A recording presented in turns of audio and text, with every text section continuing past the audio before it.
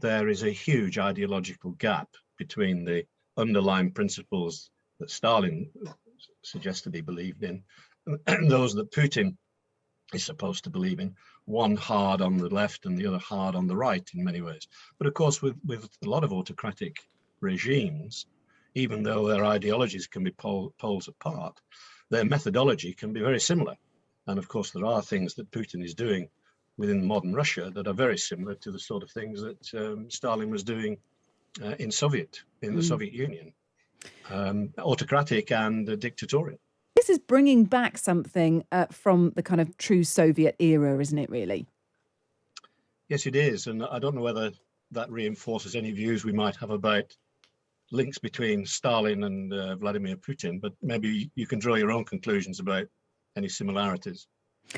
Why are women being encouraged to have more children? Well, I don't think, like as in 1944, when Stalin and the Presidium introduced it the first time, I don't think it's got a great deal to do with population growth and covering. I mean, there has been a major decline in the population of what is now the Russian Federation, as there was obviously because of Stalin's purges and famines and the losses during the Second World War in the Soviet Union. But I don't think it's directly a result of that. I think it's much more about reinforcing the family within both those societies and protecting children and reinforcing family values, and indeed enhancing the position of women, because there were some positive things about Soviet ideology, of course, in and amongst all the horrors and the terrors.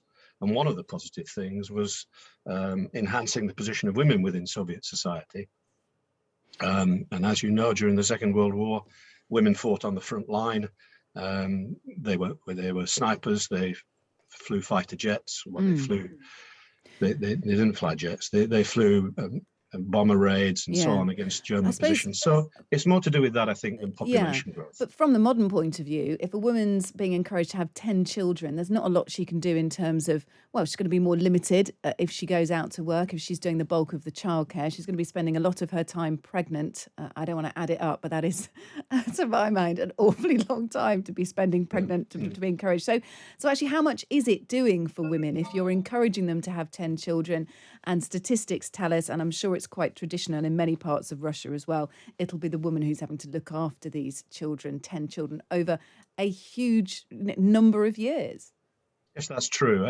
But I think, as in many things Putin is doing and Stalin did, it's more about symbolism than actuality.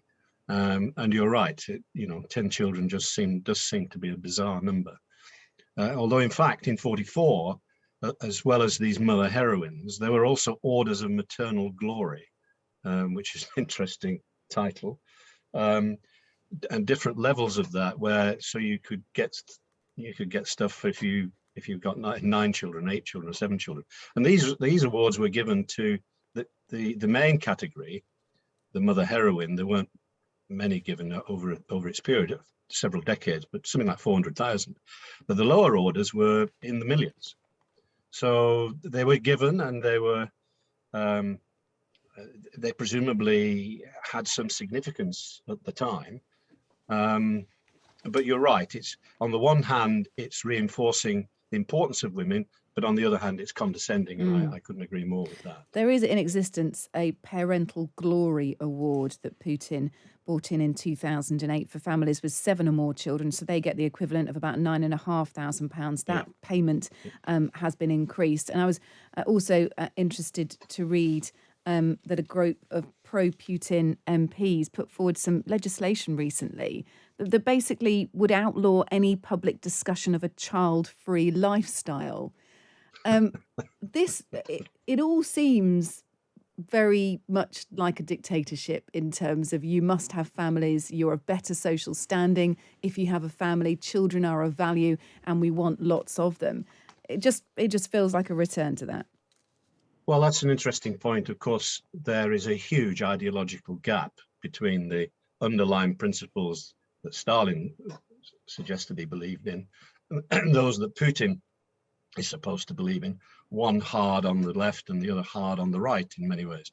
But of course, with a lot of autocratic regimes, even though their ideologies can be poles apart, their methodology can be very similar. And of course, there are things that Putin is doing within modern Russia that are very similar to the sort of things that Stalin was doing in the Soviet Union, autocratic and dictatorial.